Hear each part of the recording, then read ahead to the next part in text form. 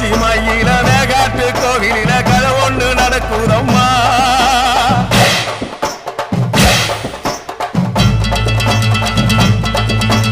காட்டுப்புலி ஒண்ணு காயம் பட்டு போச்சே காரணம் யார் சொல்லம்மா.